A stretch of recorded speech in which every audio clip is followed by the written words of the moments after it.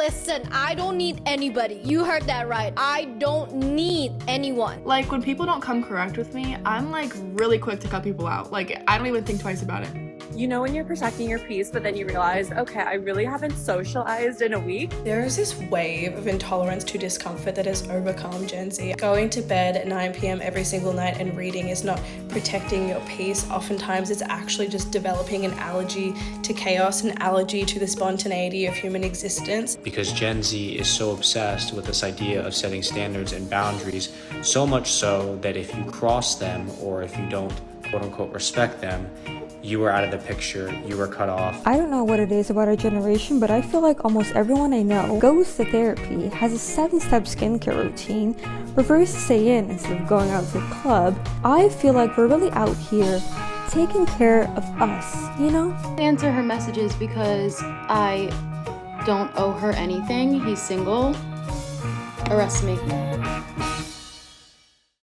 There's no doubt that Gen Z has a loneliness problem, but it might be of their own making. For a generation that prides themselves on inclusivity and acceptance, they're also quick to cut others out when the going gets tough. In the name of protecting their peace, there's little room for second chances because when boundaries get crossed, there's no going back. After all, why waste energy on people who don't deserve it? As they say, I don't owe anyone anything. But what came first in this situation? Did Gen Z push themselves away and create their own loneliness epidemic? Or did they already feel isolated, leaving them no motivation to maintain relationships in the first place? In a world where you can have all your basic needs delivered to your door and even hire out temporary friends through services like Rent-A-Friend, we seem to be moving towards a system where human connection is increasingly optional. And so maybe there's some truth to Gen Z not needing anyone. Well, that's what I want to discuss today, how Gen Z became so lonely and why they've come to see other people as expendable.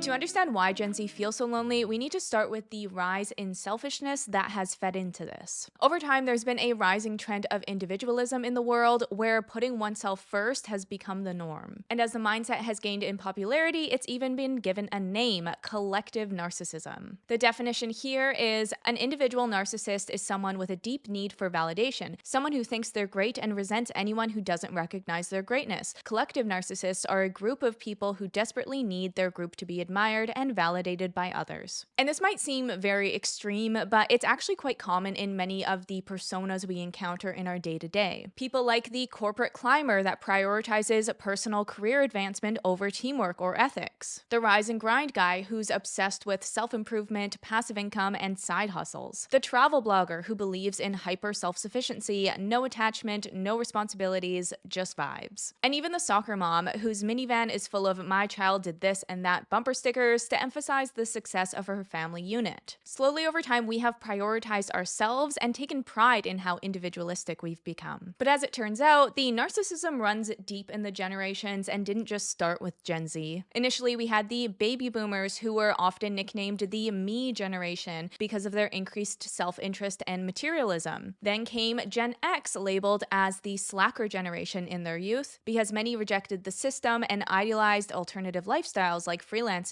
or creative jobs. And of course, our millennials got the lovely title as the participation trophy generation, as they were a part of the self-esteem revolution of the 80s and 90s, where parents and teachers increasingly sought to protect children's self-esteem by artificially cocooning them from natural consequences and awarding subpar performances. Over time, the focus on the self has been rebranded but built upon, and now Gen Z has formed their own version without a name yet, but will likely have something to do with digital narcissism. To dissect Gen Z's path to egocentrism, we do unfortunately have to talk about COVID, but I will keep it brief. As stated, the rise in narcissism was already underway, but the perfect ingredient to push us into full-blown self-obsession was the fear of others. There's nothing that makes you more self-focused than being told that everyone around you is bad and they can make you sick. That, combined with the rise in social media usage to distract ourselves from the chaos, means that people had outlets to make up for their lack of community. Approximately 94% 40% of Gen Z use social media today, and the average Gen Z spends 2 hours and 43 minutes on social media every day. And it's not just the usage of social networks that has played a part in this, but the media itself has turned out to be self-centered as well. We see this in things like the self-care trend that came out of the pandemic but has only continued to grow since. What was originally about skincare routines, buying yourself little treats, and taking yourself out on date nights has now become a full-fledged lifestyle with a multi-step process to do your skincare, including layers and layers of products, almost as a ceremonial act. With serums, moisturizers, eye masks, mouth tape, frowny patches, and heatless curling rods. Does anyone else feel like our generation is amazing at a lot of things, but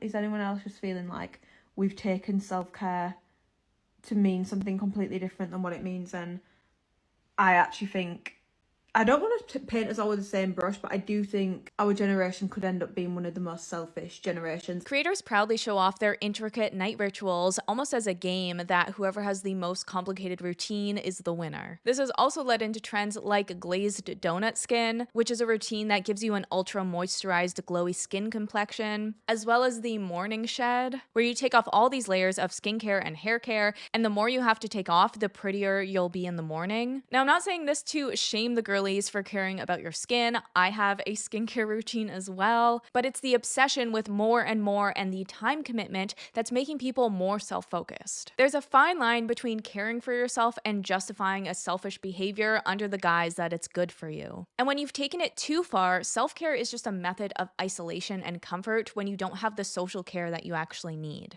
One form of self-care that is for your benefit, however, is your eye care. And that brings us to today's sponsor, who is Pair Eyewear. Pair Eyewear isn't just any glasses company. They are changing the game in eyewear by offering top quality, customizable glasses that fits everyone's unique style. Their magnetic top frames are such a game changer in that they let you effortlessly switch up your style without having to buy multiple pairs of glasses. They have 18 base frame options in various shades and colors, along with over 400 unique top frames. Their website also has a virtual try-on feature that allows you to digitally try on different pairs without needing to physically visit a store. I've been loving my Ella base frames in tortoise, that they're a little more feminine than my usual style. And with spring at our doorstep, my priority is to protect my eyes from the sun, so along with my chocolate top frame, I also got the black sun top and the gold reflective sun top. If you're also a prescription glasses wearer, then you know that it often feels easier to just be blinded by the sun than to have to fumble through glasses cases and switch out to your prescription sunglasses, and that's not good for us. But with Pair Eyewear, you can just easily throw on your sun tops and you won't have to deal with retina damage this summer. On top of that, they are also affordable, with their base frame starting at $60 and their top frame starting at $25. So if you would like to try out Pair Eyewear for yourself, check out the link in the description and use code AshleyEmbers15 for 15% off your first pair.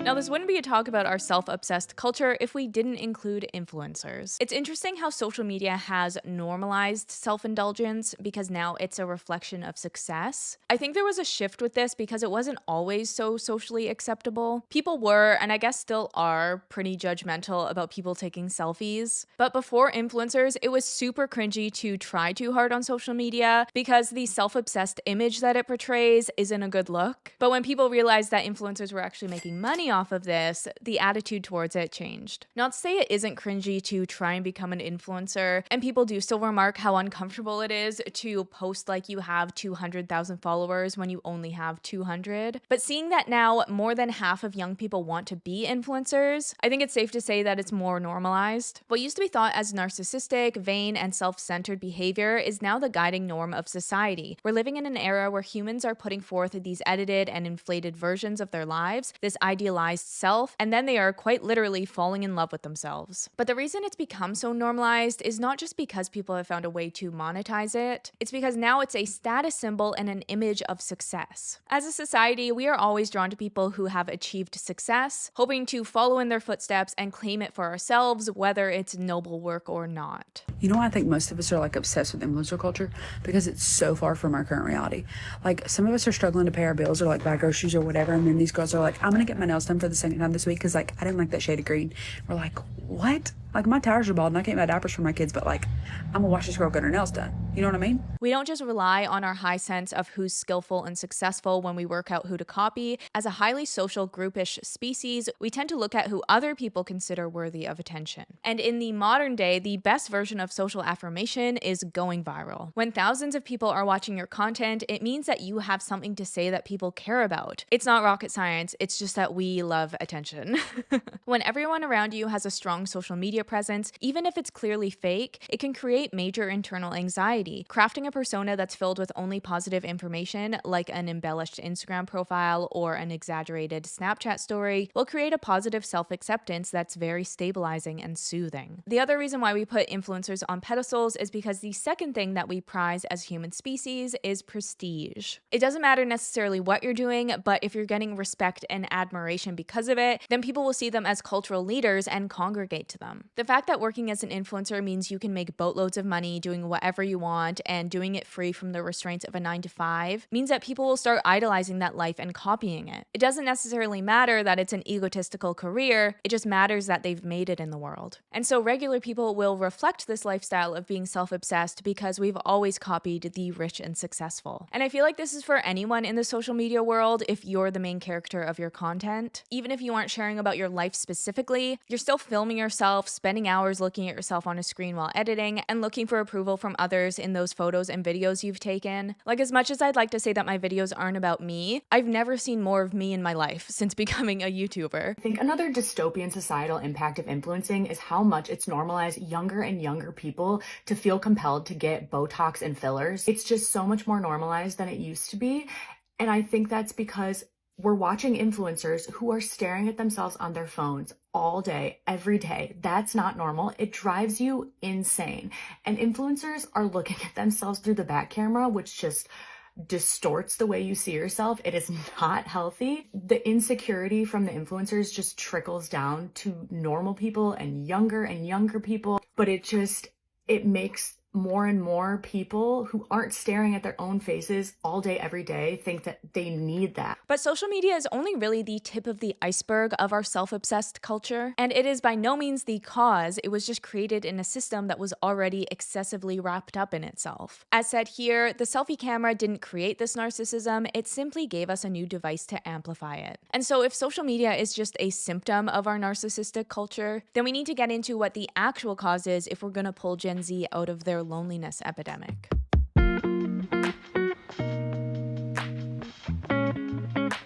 Well, to find out why our culture values individualism, we can actually take it back to our hunter-gatherer days and the deep-rooted instinct to get ahead. Since our identity is shaped by our environment and our survival depends on our circumstances, it all ultimately ties back to self-preservation. Back in our tribal days, self-preservation was dictated by sticking with your group, as if you were left out on your own, you wouldn't make it. And what was the best way to get accepted by your group? It was to boost your reputation. As we've discovered back in our tribal hunter-gathering days, the thing that all human selves fundamentally want is to get along and get ahead. Everyone has this in common. When we're born, our brains look to the environment to tell us who we ought to become in order to best fulfill this deep primal need. And so what we were looking for were ways to improve our reputation, whether that was becoming better at a skill set or helping each other out more. Whatever the cultural surroundings required, that person would become. But moving forward in time, modern individuality actually came out of ancient Greece. Athens is commonly viewed as the birthplace of democracy, with Aristotle's ideology that emphasized the importance of the individual, as well as the geography where city-states each had its own form of government that fostered a sense of local identity. But as I stated before, this isn't a mindset that's naturally ingrained in us, but one that's adopted by our environment. And so just because ancient Greece did it doesn't mean that everyone subscribed to this ideology. And we can see this best in the differences between the Western cultures and the Eastern cultures. Because while Greece was going through its self-succeeding revelations, China, on the other hand, was going down a different route. China's history, as far as I've learned, is one of group and harmony within it. Ones where traits of the self-righteous and prophet are frowned upon, where identity is largely focused on the collective,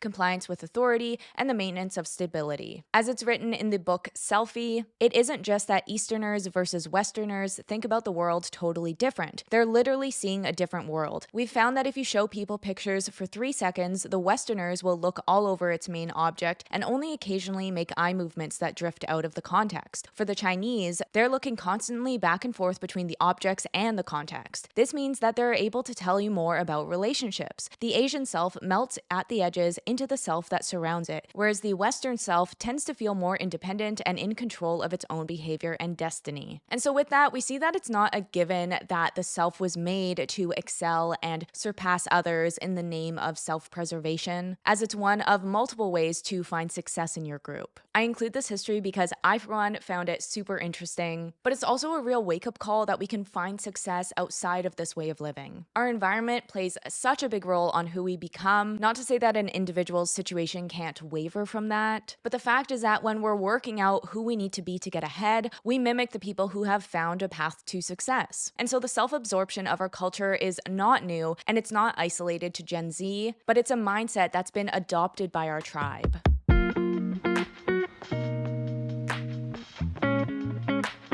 Okay, we're gonna jump in history again, but I really hope you can't tell I'm losing my voice. Our whole family is sick, and I'm like pushing through to I'm hoping that the sickness doesn't hit me too hard until I'm done this video, but I'm very sorry if my voice sounds horrible by the end of this. We're gonna keep pushing through, okay? Because I don't wanna have to refilm this. Okay, so things took a shift in the 70s when we started prioritizing corporations over government. Prior to the 70s, America was in what was called the Great Compression, where the wealth gaps between the rich and the poor were smaller. This was the peak age for the middle class, where those without college degrees could still get a good paying job, have their cute nuclear family, buy a suburban house, and own a couple of cars. But after the 1970s, that idealized life started to deteriorate. The economy stagnated, inflation surged, stock markets crashed, the GDP tanked, and millions lost their jobs. And so in came neoliberalism, a new hot take that was supposed to fix all of this. And this neoliberalism world would be one of economic freedom. It was an ideology with an overriding emphasis on freedom, free choice, free markets, freedom from government or trade union interference, one that prized an idealized form of self-reliance, small government, and a brutal competitive mindset that places self-interest above community and the collective good. This free market, one with little government involvement, would be what reconfigured the social structure that we know today. One with massive wealth gaps between the middle class and the rich, with political interference on government policies, with little power to the worker, and overall just winners and losers. Many argue that efforts to deregulate our economic markets have actually increased financial instability and inequality. Proponents of neoliberalism push the ideas of individualism, and instead of addressing social issues like poverty, crime, and even illness as problems that the government is responsible to prevent and handle, they appoint those problems as a responsibility of the individual and assert that if everyone just picked themselves up by their bootstrap, they wouldn't be dealing with the problems that they face today. Now, this is not to say that neoliberalism is completely bad. It's the same as our conversation about capitalism, in that these things can be great, but have problems when left unregulated. And the problem here is that this neoliberal economy is what has fueled our competitiveness and created a dog-eat-dog world, where if you're not getting ahead, you're being left behind. The consequences of neoliberalism point to part of the reason, specifically growing income and wealth disparities and the polarization caused by the media. In theory, economic freedom was supposed to be the bedrock basis for political freedom and democratic health. The opposite has proved to be true. The rich and the elites have a disproportionate voice in shaping both government policies and societal narratives, all of which leads to an enhanced sense by those who are not wealthy that the system is rigged and unfair, which makes healing divisions all the more difficult. Specifically, our workplace being self-focused plays a big role as it bleeds into other avenues of our lives. When you look at the demolition of unions, it's no wonder people see the workplace as a competition rather than a collective. Things have been so crazy. I haven't even eaten lunch yet. But I literally haven't eaten anything all day because of work and how crazy it's been. And that's something that affects the way you treat others outside of work as well, as that is what's required to make it in a world where the middle is eroding away. And so it was that the gamification of society triggered the greed is good era, which represented a staggering transformation from the self of the anti-materialistic, communistic hippie that has grown out of the mid-century's more collective economy. This new and intensified form of competitive individualism meant less support from employers and the state, which in turn meant more and more pressure placed upon on the individual. Neoliberalism, while great for the economy, has decreased our trust in others, in that self-interest will always supersede the greater good. And so now we live in this new form of society where everything is centered around competition. From the motives behind the friends that we make, which charity we donate to, having the larger tax return, what school we send our kids to get the best career. Our value in life has become tied to a dollar sign, and so why would we need others in life when we're self-made?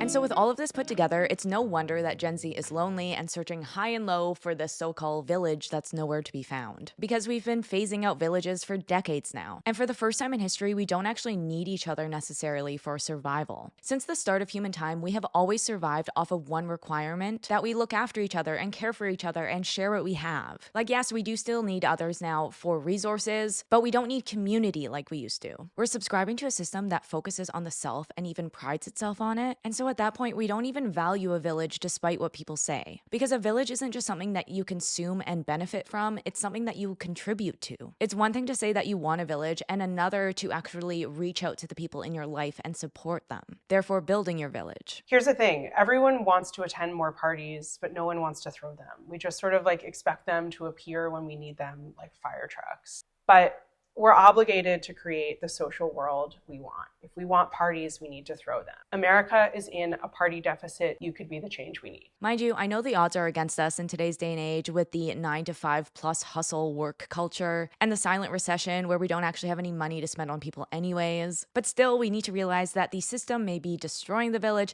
but we have the power to rebuild it. I saw a tweet yesterday that said being annoyed is the price that you pay for community, and I couldn't agree more. I feel like everybody wants a village, but we don't really want to act like villagers. It's also kind of become a flex if you don't need the system because it means that you're self-reliant and therefore have reached an apex of success. We're subconsciously taught that true accomplishment means making it on your own, and the idea of having to rely on someone to get there takes away from the achievement itself. And even if no one has ever actually been self-made, we all rely on someone at some point in our life. There's still this stigma that if you didn't need a handout, then you've actually made it. We see this in the pressure to retire early, and with that not needing the workforce anymore. Not needing insurance is the ultimate flex, that you can pay outright for your health expenses. In housing, paying off your mortgage is prestigious, or living off the grid because you have independence from utilities, food supply chains, or government oversight. Or even the trend of homeschooling, even if it's not your intention, there's still this energy of being better than the public school system. We live in a world where if you don't need the system, you're winning. Even though the system was literally made for everyone's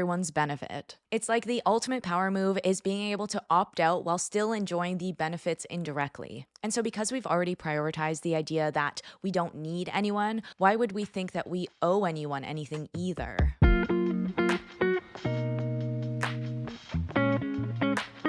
To hone in on the I don't owe anyone anything trend, because that's where this all got stirred up from, I don't think that it's necessarily a trend, but a mindset that will stick with every generation moving forward unless we redirect it. And as I've talked about previously in my How Capitalism Destroyed Community for Profit video, this loneliness epidemic is not just hurting us emotionally, but physically. It puts people at greater risk for heart disease, cancer, stroke, hypertension, dementia, and premature death. And as far as I've seen, we haven't been making any progress on the matter. And without intentionally working towards building community, we will keep getting trends like I don't owe anyone anything because we don't have anyone in our circles to owe. I am noticing something as a therapist, and it's kind of spicy, and it's going to cause some of you to feel a lot of things. I am desperately calling on some of you to be better friends. Stop committing to something and then not showing up. So many people are complaining of feeling lonely, feeling alone, feeling isolated, and then self-sabotaging when those opportunities present themselves. And I think the flakiness has gone too far.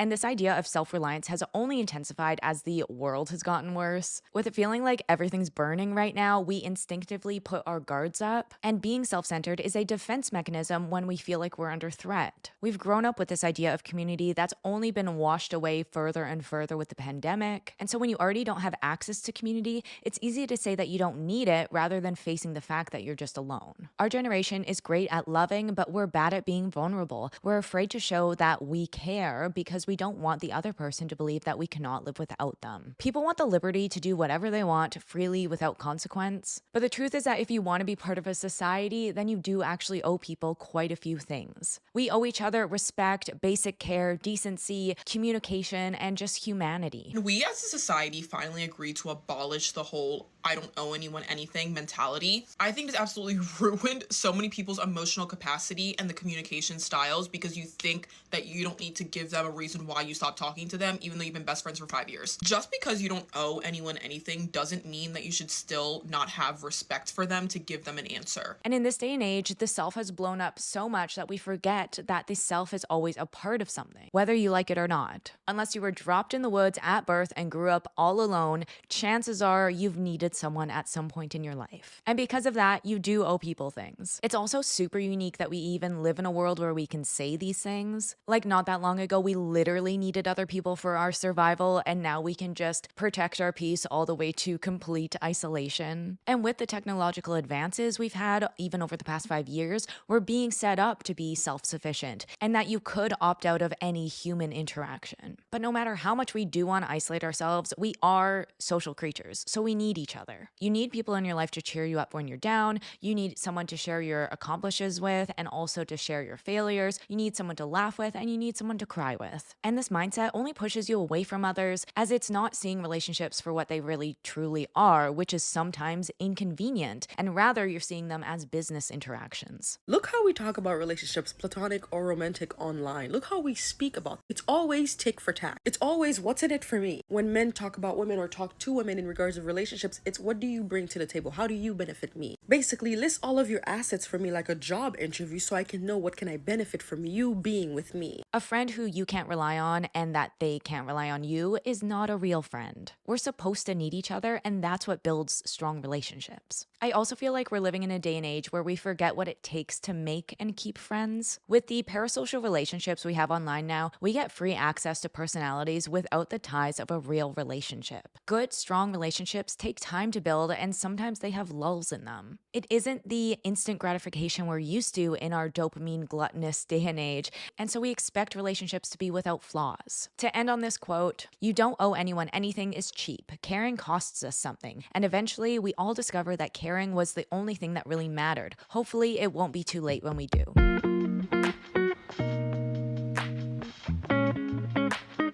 Okay, final thoughts. Should I whisper the entire ending of this video? Thank you so much if you've made it this far with this horrendous voice.